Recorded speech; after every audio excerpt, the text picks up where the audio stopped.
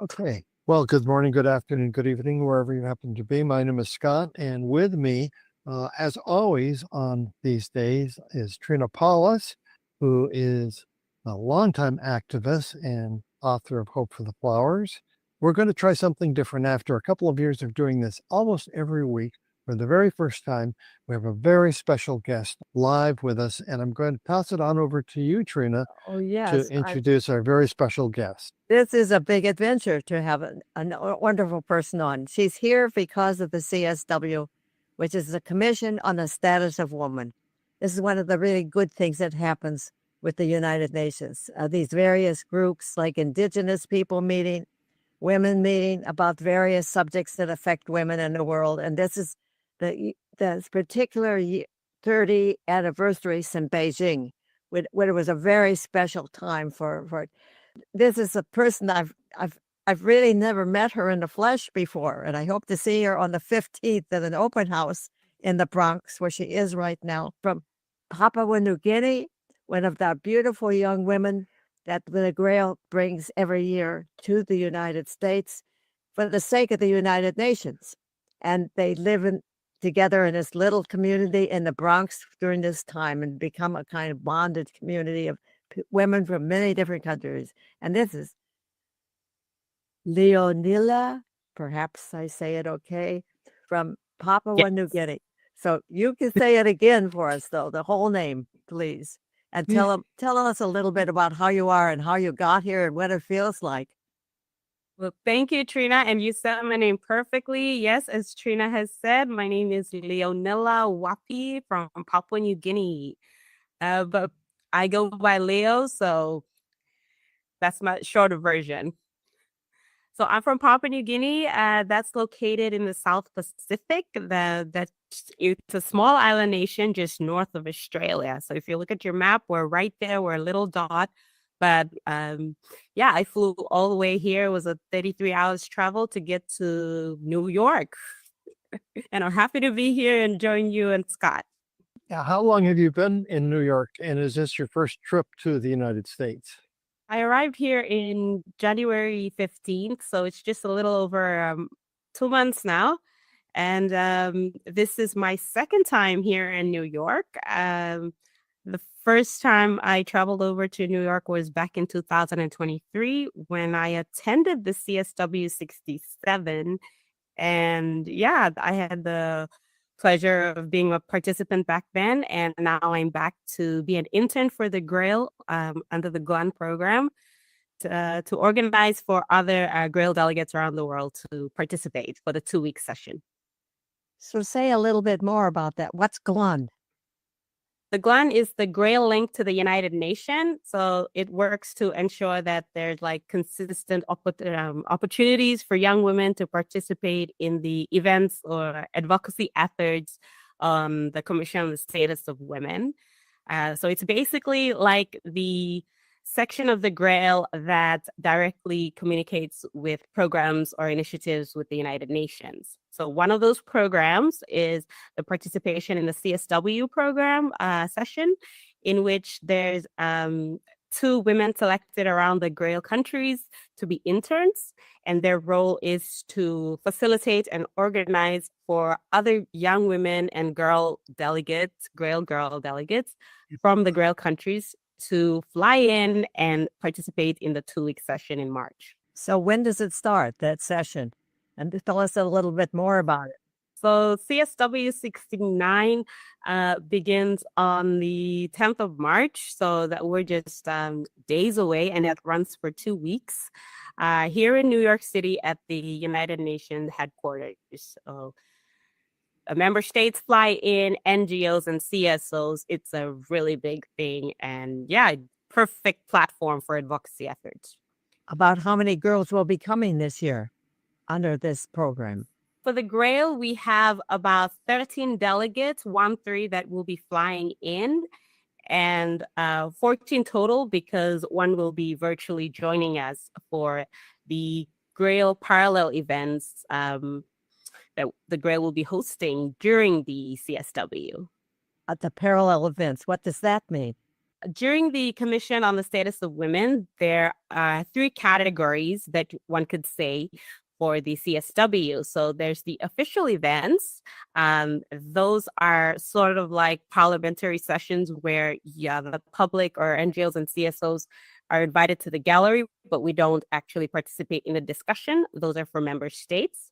So that's category number 1. Category number 2 would be the side events, and those are hosted by the UN agencies or member states. And then category number 3 is the parallel events, and that is open to NGOs and CSO, and that runs during the 2 weeks as well, outside of the UN headquarters. So the Grail, being a CSO, will be participating or hosting 3 parallel events during the CSW 69.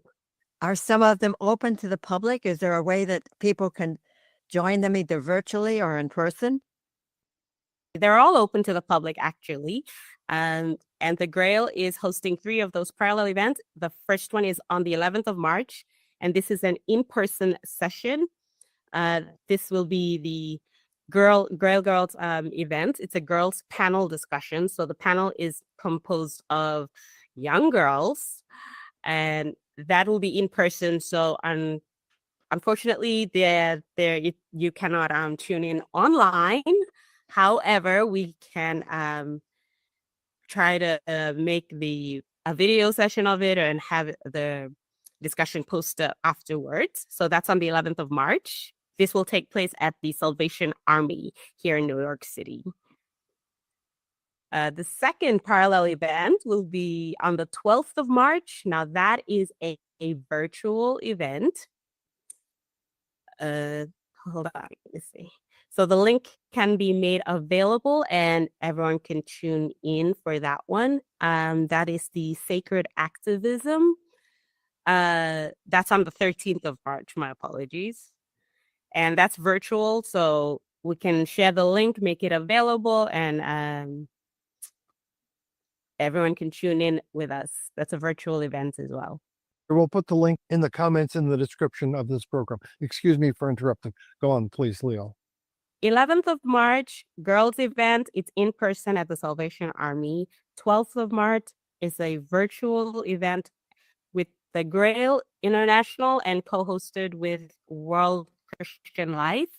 So that panel is also virtual, and it's a powerful dialogue with Indigenous women sharing their insights on the advancements in gender equality and women's rights since the Beijing Declaration. So that one is Grail co-hosting with World Christian Life, and that's on 12th of March virtually. And then the 13th of March is the Sacred Activism. The Grail is hosting with young women panelists, and they also will give their insights. So all those links, Scott can make available. Thank you. Wow. That's impressive. That's impressive. And as we think a lot about the role of the United Nations and sometimes are disappointed on the big picture of what it can't do and what it hasn't done, it's beautiful to see this. And I've had these experiences myself, especially when I was active with the Commission on Sustainable Development. It was so rich for me. I live in New Jersey, and I used to make that a high priority every time it was on agriculture and seeds and land and soil and stuff and energy. Then I would give those 2 weeks, getting up at 5 in the morning and taking the first train in and walking into the United Nations to be there by 9 o'clock when all the NGOs would meet together. And it was such an important time to meet people from around the world. That's the advantage of this, that whatever it doesn't do, it's important to have a place like this where you can meet people from across the world. And what's wonderful about this little 15-minute broadcast that Scott has made possible is that we can meet people like you. Now, we want to hear more about you and where you come from and how you got to this sophisticated situation that you're in right now across the world like this. And 30-some-hour flight, you said? Yeah, it was around 32, 33 plus hours, including layovers. So yeah, all the way from my little island home I traveled across the Pacific, technically traveling back in time, if you think about it, when I'm crossing the Pacific Ocean. Well, I'm interested to find out how you found out about the Grail in the first place, and what your role has been, the evolution of how you got to be where you are right now. All right. Well, that's a big one. So let me see. So my journey with the Grail started with my mom. So she has been a Grail member for the past 20 years now. And so she introduced me with it. I grew up knowing about the Grail, and there's still a lot more to learn about this movement. It's amazing. So in 2023, I was contacted by the GLUN to participate in CSW 67. So that was where my involvement with CSW began. And then as a participant, it's a completely different experience. And fortunately, the program for the internship, you can apply for it. And I was privileged enough to be accepted. So now I'm here to impose what I learned, my experience, onto the Grail delegates that will be flying in. So my journey with the Grail started, from infancy, one could say. But if you think about it, I feel like I'm learning about it now as a young adult. So what's your family life like? You're the daughter of a Grail member. What was her name? What is her name? So her name is Albina Namuwesh from Papua New Guinea. She was an IC back in 2010 or 2014. Yeah, so her involvement with the Grail, she was introduced to it through her friends, her church friends. It was in Papua New Guinea. It's very much a spiritual movement. So the Grail is a huge part of my mom's faith. So it was easy enough. It has influenced me in pursuing advocacy in my adult life now. So I'm very much grateful to the Grail. So what's your education? You obviously are a very educated woman. I completed my bachelor's in environmental science, and currently I am pursuing a bachelor's degree in law. So before flying into New York, I registered for university and then I hopped on the plane. So as soon as I'm back home, I'm going to dive straight into examinations, my final year of law school. Wow. And what do you hope to do with that? So back home, my interest is to look into land law.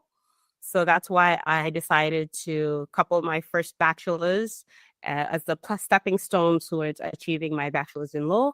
And my aim is to look into customary land ownership precisely to help my people, my community, in preserving their land and learning more about their land so that they get to conserve it and,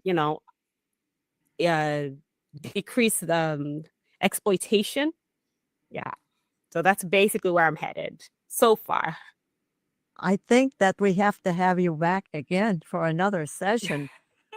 We talk about some of those deep things because I've been very involved with genetically engineered food and the problems related to food and agriculture for 30 years or so or more. And I think that we've just touched scratched the surface here. And I think probably our time is up, so that I just am so grateful to you for coming and being part of this. And I look forward to meeting you in the flesh in a week or so and seeing you again online, that we do the second section at least. Okay? Does that make sense to both of you? Yeah, that'll be great. But yeah, before I go off, I'd just like to re-emphasize that the Grail will be hosting 3 parallel events. First one on March 11th, the girls panel. It's an in-person event. The second one, March 12th. It's virtual. It's in partnership with World Christian Life. And the third one is the Sacred Activism, the Grail and UFER, of course, hosting this virtual panel of young women discussing about creating equitable communities. And you better tell people what UFAIR is. The UFER is United for Equity and Ending Racism. So In French. yes. Oh yeah, I cannot do French, so I'll do the English version. Oh, this has been very wonderful, and I look very much forward to our continuing this conversation and really get into maybe some substantive discussions on land usage and some of those things that are of so much interest to you. Thank you so much for joining us today. Thank you. All right. And peace. Thank you for having me.